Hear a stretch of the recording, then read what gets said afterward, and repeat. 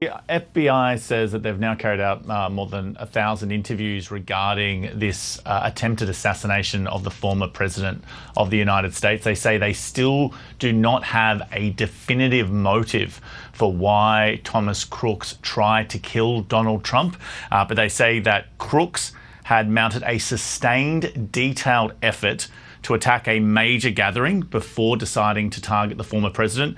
And importantly, Crooks had searched both for Donald Trump events, but also Joe Biden events, who's obviously currently the president of the United States and at the time was Donald Trump's opponent in this presidential election. Now, the FBI is calling this particular targeting a target of opportunity, referring to the event in Butler, Pennsylvania, where Thomas Crooks attempted to kill Donald Trump and then struck him in the ear with a bullet.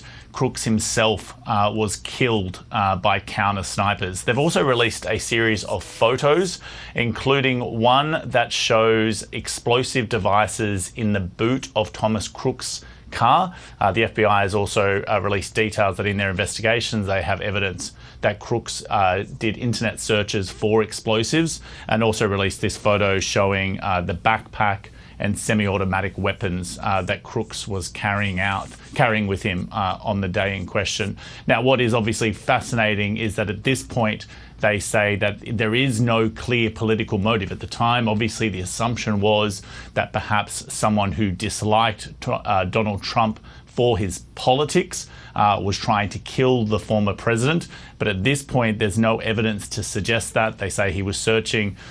He seemed to hold a range of political views, but there's no clear line between that and his targeting of Donald Trump. And importantly, they say there is no evidence that he was working with anybody else, nor that he was working at the behest of a foreign government.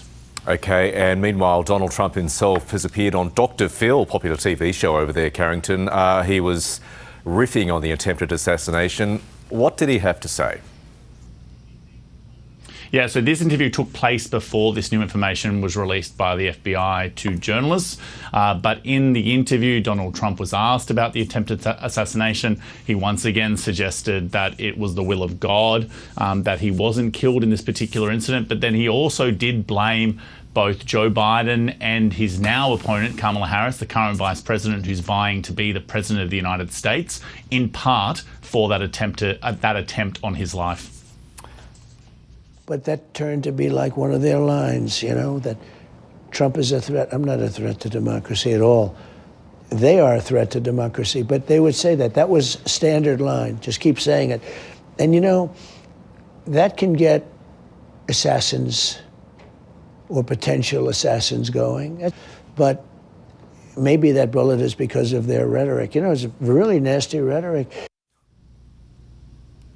Now, that question about loaded rhetoric, passionate rhetoric being used was obviously a major story, a major issue in the aftermath of that attempted assassination, and something that both campaigns talked through, both suggesting that the other side had used inflammatory rhetoric. It doesn't necessarily accord what Donald Trump is suggesting, that the rhetoric led to this attempted assassination, given that there is no evidence that Thomas Crooks was listening to that rhetoric or was targeting Donald Trump because he didn't like his policies or thought him to be a threat to democracy.